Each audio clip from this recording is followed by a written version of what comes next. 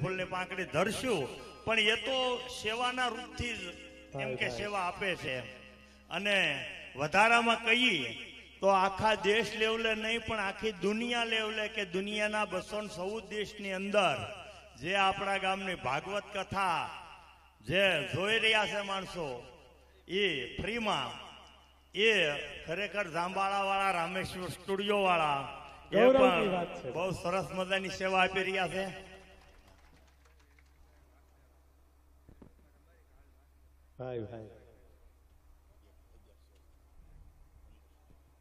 હા, પ્રજાપતિ હિંમતભાઈ વેલજીભાઈ મૂળ રબારિકાના હાલ વાસદા છે, એમના તરફથી 1501 રૂપિયો રસોઈ પેટી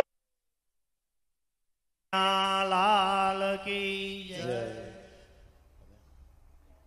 હવે અમારા દીદી અનુમતિ આપે તો મારે શ્રોતાઓને એક સવાલ પૂછવો છે બેન. જવાબ બહુ વ્યવસ્થિત આપજો, આંકલો પાડીને આપજો. તમને કેમ લાગે છે કથામાં ખરેખર બહુ મજા આવે છે સાંભળવાની? તો થોડો સમય વધે એવું ઈચ્છો છો તમે બધા?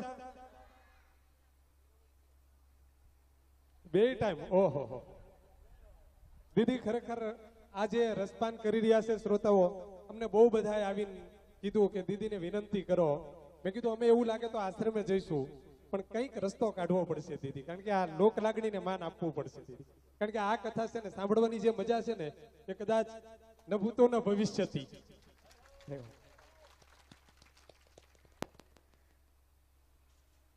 બોલીએ દ્વારિકાધીશ કી જય. જો આનંદ આવતા હોય ખરેખર તમને લોકોને, હવે મને જ આનંદ નથી આવતો તો હું કેવી રીતે સમય વધાર કરું બતાવો. તમે આવી રીતે હાવ ધીરેથી જય સુતેલાની જેમ હે ઉમંગથી ઉત્સાહથી તાકાત લગાવીને જયકારા બોલો તો કઈક વિચાર કરીશ.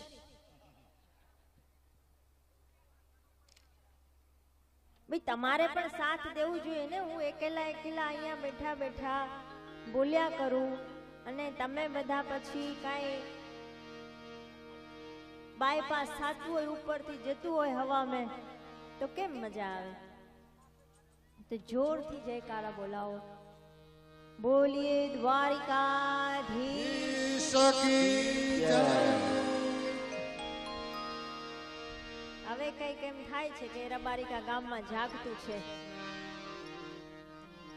આવું જાગતું બની રહે એવી વ્યાસપીઠ ઉપરથી ભગવાનને પ્રાર્થના કે સદૈવ આવું જાગતું રહે.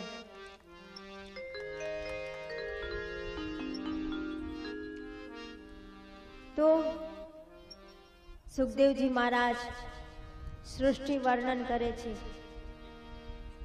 ભગવાન નારાયણની નાભીથી કમળ પ્રગટ થયા અને કમળમાં બ્રહ્માજી પ્રગટ થયા. બ્રહ્માજી ને આજ્ઞા આપી ભગવાને કે તમે સૃષ્ટિ વિસ્તાર કરો. ત્યારે બ્રહ્માજીએ સૃષ્ટિ વિસ્તાર કરવા માટે સૌ પ્રથમ સનકાદી ઋષિઓને પ્રગટ કર્યા. સનકાદી ઋષિઓએ ના કરી દીધી કે અમે તો હરિના ભજન કરશું, અમે સંસાર વધારવામાં આપની મદદ નહીં કરીએ. પછી બ્રહ્માજીએ 10 માનસ પુત્રને ઉત્પન્ન કર્યા. એ પણ બધા ભજનમાં લાગી ગયા. ભગવાન બ્રહ્માજીએ પછી ક્રોધ કર્યા એટલે ભગવાન સદાશિવ ભોળાનાથ રુદ્ર ભગવાનનો જન્મ થયો. બ્રહ્માજીએ જે ક્રોધ કર્યા હતા ને એ ક્રોધમાંથી શિવજી પ્રગટ થયા અને જ્યારે ભોળાનાથ પ્રગટ થયા, પ્રગટ થતાની સાથે સાથે રડવા લાગ્યા એટલે એમનું નામ રુદ્ર પડ્યું. આપણે દીકરાઓના નામ રુદ્ર રાખીએ ને તો એ ભોળાનાથ જેવા જ થાય, રુદ્ર સ્વરૂપના, ક્રોધી. તો એની જ જેવી સૃષ્ટિ ઉત્પન્ન કરવા માંડ્યા. ભૂત ભાવન ભગવાન છે, ભૂતડાઓ પ્રેતો એની જેવી સૃષ્ટિ ઉત્પન્ન કરવા માંડ્યા. બ્રહ્માજી વિચાર કર્યા કે આ એની જેવી સૃષ્ટિ ઉત્પન્ન કરે છે તો આ તો ક્યારેક મને જ ન પકડીને ખાઈ જાય. ભાઈ ભૂતોનો શું ભરોસો. બ્રહ્માજીએ એમને ના પાડી, ભાઈ તમે સમાધિમાં બેસો, સમય આવશે ત્યારે હું કહીશ. બ્રહ્માજી વિચાર કરે છે હું શું કરું, હવે કેવી રીતે સૃષ્ટિ આગળ વધારું. એટલામાં ભગવાન ની કૃપા એટલી, બ્રહ્માજીના શરીરના બે ભાગ થયા. એક ભાગમાંથી મનુ મહારાજ થયા અને એક ભાગમાંથી માતા શત્રુપા થયા. સૌ પ્રથમ આપણા સૃષ્ટિની જે ઉત્પત્તિ થઈ ને એ મનુ મહારાજ, આપણે બધા જ મનુ મહારાજના વંશજ છીએ. હવે આજકાલ સ્કૂલમાં ભણાવવામાં આવે કે આપણે પહેલા આદિ માનવ હતા, પહેલા વાંદરા હતા, પૂંછ હટી ગઈ એટલે માણસ થઈ ગયા, આવું ભણાવવામાં આવે. પણ આપણે મનુ મહારાજની સંતાન છીએ. એક છોકરા કહે મમ્મી મમ્મી આપણે કોના વંશજ છીએ? બોલે બેટા આપણે મનુ મહારાજના વંશજ છીએ. બોલે પપ્પા તો કહેતા હતા કે આપણે પેલા વાંદરા હતા, પૂંછ હટાવી દીધી પછી માણસ બન્યા. બોલે હું તો મારા વંશની વાત કરું છું, તારા પપ્પા તારા વંશની વાત કરે છે. હું મારા વંશની વાત કરું છું, હું તો મનુ મહારાજની સંતાન છું. આપણે બધા મનુ મહારાજની સંતાન છીએ. મનુ મહારાજ અને શત્રુપા બેઉ હાથ જોડીને બ્રહ્માજીને વિનંતી કરે છે, હે પરમપિતા અમે શું કરીએ? બ્રહ્માજી ખૂબ પ્રસન્ન થઈ ગયા. મા બાપને એટલું જ ઈચ્છા હોય એના બાળકો એને પૂછે, બસ એમાં જ પ્રસન્ન છે, એમાં જ ખુશ છે, એને બીજું કાંઈ નથી જોતું. કરો ભલે તમારે જે કરવું હોય, ધંધો જે આગળ વધારવો હોય એ વધારો, સંસારમાં તમારે જે કરવું હોય કરો, પણ પહેલા વડીલોને ઘરમાં પૂછો, પૂછીને પછી કરો. હવે આજકાલ એવું છે, મૂવી જોવા ફિલ્મ જોવા જવું હોય તો ટિકિટ લઈ આવે પહેલા અને પછી બાપાને કહે કે પપ્પા પપ્પા આજ તો અમે પિક્ચર જોવા જઈએ છીએ.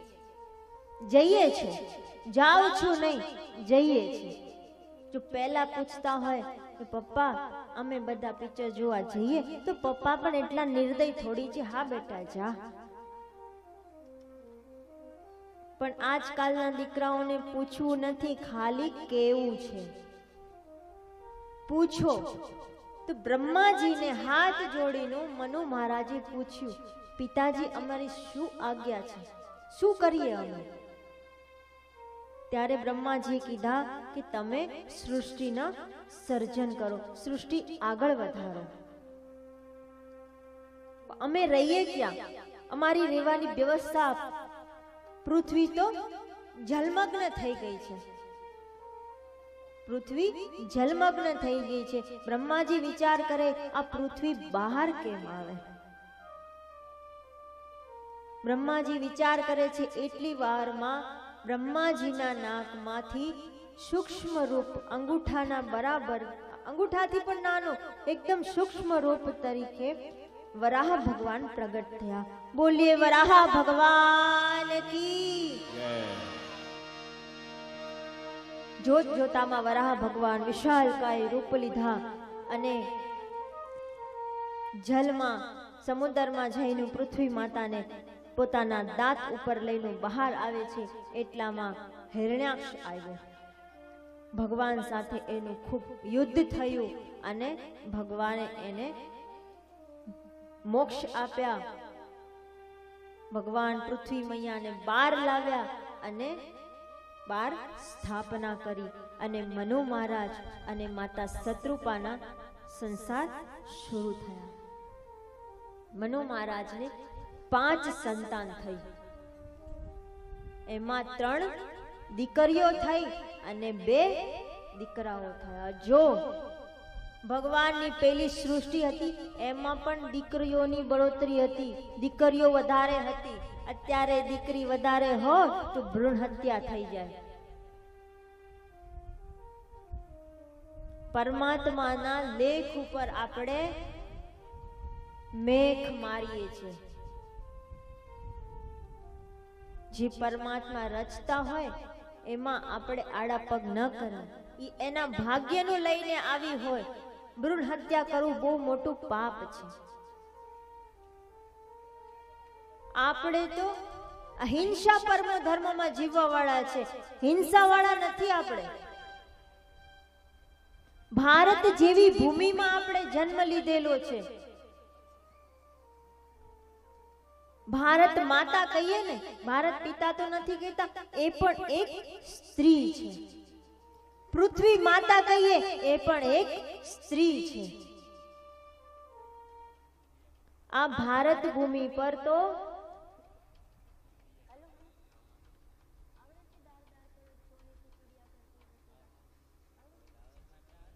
ભારત ભૂમિ તો આપણી એટલી પવિત્ર ભૂમિ છે. ત્યાં જો આપણે ભારત ભૂમિ ઉપર જ પરમાત્મા બધાના અવતાર થયા, સંતોના અવતાર ભારત ભૂમિમાં થયા. જે સિદ્ધ પુરુષ છે એ ભારતમાં જન્મ્યા. ભગવાન રામ આવ્યા તો ભારતમાં આવ્યા, ભગવાન શ્રી કૃષ્ણ આવ્યા તો ભારતમાં આવ્યા. આપણે ભારત એવી ભૂમિ પર છે, ભારત માતાની સંતાન છીએ. તો એક ભજન થઈ જાય ભારત માતાનું, જહાં डार डार पर सोने की चिड़िया करती है बसेरा, वो भारत देश है मेरा. सोने की चिड़िया करती बसेरा, वो भारत देश मेरा, वो भारत देश मेरा. डाल डाल पर सोने की चिड़िया करती है बसेरा, वो भारत देश है मेरा, वो भारत देश है मेरा. जहाँ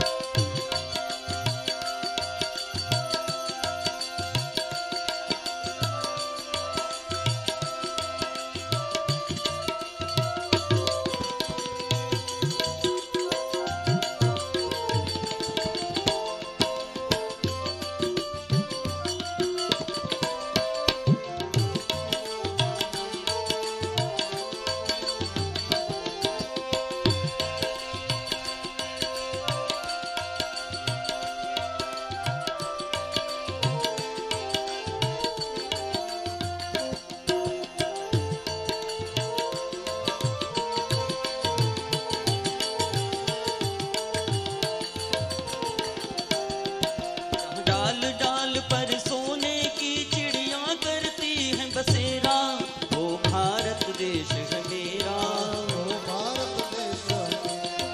जहाँ सत्य अहिंसा और धर्म का पग पग लगता डेरा, वो भारत देश मेरा, वो भारत देश मेरा.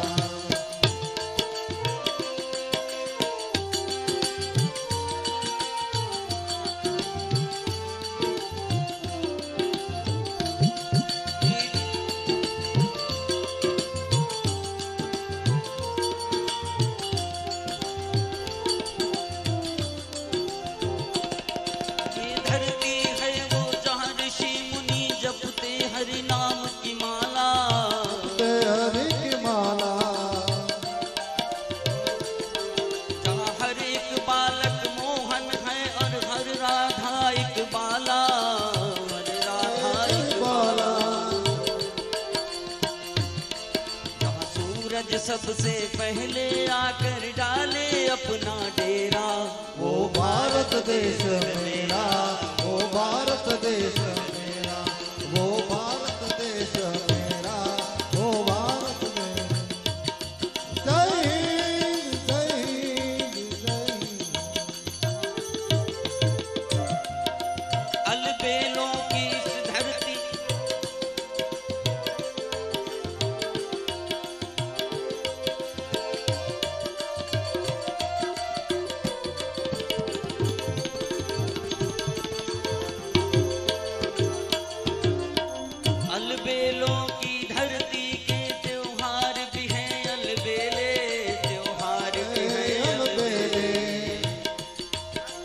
कहीं दिवाली की जगमग है, कहीं होली के मेले, कहीं होली के मेले। जहाँ राग रंग और हंसी खुशी का चारों ओर है घेरा, वो भारत देश है मेरा, वो भारत देश है मेरा। जहाँ डाल डाल पर सोने की चिड़िया करती बसेरा, वो भारत देश है मेरा, वो भारत देश है मेरा। जहाँ सत्य अहिंसा और धर्म का पग पग लगता डेरा, वो भारत देश है मेरा, वो भारत देश है मेरा, वो भारत देश है मेरा, वो भारत देश है मेरा। બોલીએ ભારત માતા કી। હવે તમે નહીં ભૂલો, હવે તો તમારે વધારે કથા સાંભળવી છે। અત્યાર સુધી થાકી ગયા હું સમજાવી સમજાવીને, હવે તમારા બધાની નસ પકડાઈ ગઈ। ચલો દેર આए दुरुस्त आए। તો આવા ભારત દેશમાં આપણે જન્મ્યા છીએ। એવા ભારત દેશમાં જો ભગવાન શ્રી કૃષ્ણની આપણે કાલે લીલા કથા સાંભળશું, રાસ રમશું ને, ઈ રાસમાં પણ ગોપીઓ હતી બધી, ઈ પણ સ્ત્રી છે, કન્યાઓ છે। ઈ તો જવા દો, ભોળાનાથ આવ્યા ને તો ઈ પણ સ્ત્રી બનીને આવ્યા, કન્યા બનીને આવ્યા। પણ એક વાત છે, જ્યાં કથા થતી હોય ને, ગમે ત્યાં આટલી કથા મેં કરી, ત્યાં માતાઓ જાજી હોય, ભક્તો ઓછા હોય।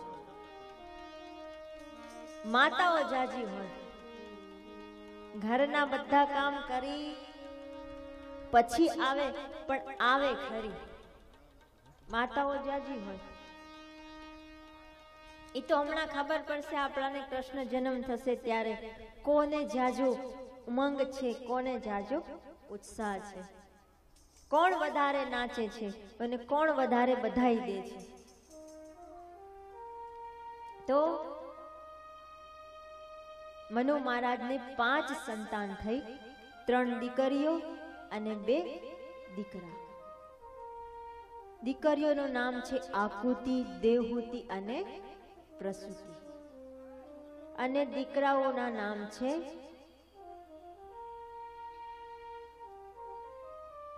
કોઈને ધ્યાન છે? આપણા પૂર્વજોના દીકરાઓનું નામ શું છે?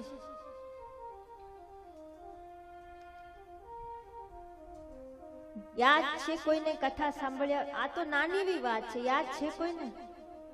ધ્રુવ મહારાજના પિતાનું નામ, ચલો ધ્રુવ મહારાજના, ધ્રુવને તો બધા ઓળખો ને, ધ્રુવ મહારાજ, એના પિતાનું નામ શું છે? ખ્યાલ છે કોઈને? શું છે દાદા? ઉત્તાનપાદ, ઉત્તમપાદ નહીં, ઉત્તાનપાદ, ઉત્તાનપાદ અને પ્રિયવ્રત, આ 2 દીકરા થયા। માં દેવહૂતિ માતાના વિવાહ અત્રિ ઋષિ સાથે થયા। સમય પસાર થતા ગયા અને માતા દેવહૂતિના ખોળેથી કપિલ મહારાજનો જન્મ થયો। બોલીએ કપિલ ભગવાન કી। કપિલ મહારાજનો જન્મ થયો અને જ્યારે વિવાહ થવાના હતા એ સમયે ઋષિએ વચન લીધા હતા કે હું ત્યાં સુધી જ ગ્રહસ્થ જીવન જીવીશ જ્યાં સુધી પુત્ર પ્રાપ્તિ ન થઈ જાય। માતા દેવહૂતિને 9 કન્યાઓના જન્મ થયા। 9 કન્યા પછી કપિલ ભગવાનના જન્મ થયા। જો કન્યાઓનું કેટલું છે? 3 કન્યા મનુ મહારાજને પહેલાથી કન્યાના ઘરે પણ 9 કન્યા થઈ ને પછી કપિલ ભગવાનનો જન્મ થયો। ઋષિ 9 કન્યાઓના વિવાહ કરાવ્યા।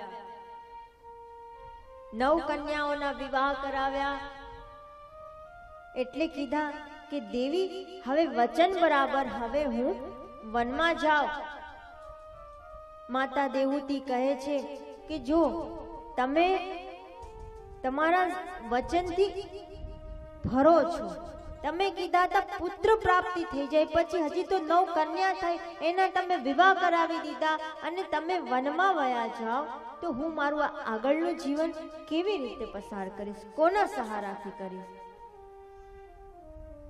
ભગવાને વરદાન આપ્યા હતા કે હું તમારા ઘરે પુત્ર તરીકે જન્મ લઈશ. એટલે ઋષિને યાદ આવ્યું, સમય પસાર થતા ગયા અને ઋષિના ત્યાં કપિલ ભગવાનનો જન્મ થયો. વચનની અનુસાર ઋષિ વન જવા માટે તૈયાર થયા. કપિલ ભગવાન કહે છે, અરે ભક્તજી ક્યાં? મેં તો જોયું છે કે જ્યાં ભગવાન હોય ત્યાં ભક્ત હોય. ભગવાન અહીંયા ને તમે વનમાં, આ તો પેલો ભગત એવો છે. ભગવાન અહીંયા ને ભક્ત વનમાં. ઋષિ કહે, પ્રભુ તમારાથી દૂર રહેવામાં જે આનંદ છે ને, એ આનંદ તમારી પાસે રહેવામાં નથી. જો આપણે યાત્રા કરવા જઈએ ને, હરિદ્વાર જઈએ, કાશી જઈએ, મથુરા જઈએ, યાત્રામાં જઈએ ને, એટલે મન ક્યાં હોય? મન ક્યાં હોય? ઘરે. દીકરાઓ મેં, કામ ધંધાઓ મેં, ઘરે. જલ્દી યાત્રા પૂરી થાય, ઘરે જઈએ. શું કરતા હશે? વહુ શું કરતી હશે? દીકરા શું કરતા હશે? ધંધો કેમ ચાલતો હશે? અને ઘરે હોઈએ ને ત્યારે આપણને યાત્રાની જે હરિદ્વાર કેવું સારું, કેવી મજા આવે. ગોકુળ મથુરામાં કેટલો આનંદ આવે. યમુના જળમાં નાહીએ, યમુનાજીની આરતી કરીએ, બાકે બિહારીના દર્શન કરીએ, જ્યાં ભગવાન જન્મ લીધા હતા એ જન્મભૂમિના દર્શન કરીએ. ભગવાનની જે જગ્યા પર છઠ્ઠી થઈ હતી, છઠ્ઠી કરા પર જઈએ. જ્યાં ભગવાને માટી ખાધી હતી એ ત્યાં રમણ રેતીમાં જઈએ અને એ રેતીમાં આલોટીએ. આવી રીતે ઘરમાં બેઠા બેઠા યાદ કરીએ તો પરમાત્મા ઘરમાં બેઠા ફળ આપી દે આપણાને. પણ જો યાત્રામાં ગયા પછી તમે ઘરની યાદ કરો તો તમારું યાત્રાનું ફળ ન મળે. એમ અહીંયા બેઠા બેઠા કથા સાંભળો છો તો અહીંયા જ રહો, કથા ધ્યાનપૂર્વક સાંભળો. જો ઘરે મન વયું ગયું તો ફળ નહીં મળે. એટલે ઋષિ કહે છે, ઠાકુર તમારાથી તો દૂર રહેવામાં જ આનંદ છે. ઋષિ વચન અનુસાર ગયા વનમાં. આ બાજુ દેવહૂતિ માતા ઘરમાં એકલા છે. વિચાર કરે છે કે પરમાત્મા સાક્ષાત મારા ઘરે જન્મ લીધા છે. જો મારી જેવી ભાગ્યશાળી કોણ એવી સ્ત્રી હશે? એવી સ્ત્રી બીજી કોણ હશે? જેના દાદા છે, પરદાદા છે નારાયણ, પરદાદા છે નારાયણ, મારા દાદા છે પિતામાં બ્રહ્માજી અને મારા પિતા છે મનુ મહારાજ. આવા સિદ્ધ પુરુષ મારા પતિ અને 9 સિદ્ધિયા મારી દીકરીઓ અને સ્વયં નારાયણ મારા દીકરા બનીને આવ્યા. કેટલું મોટું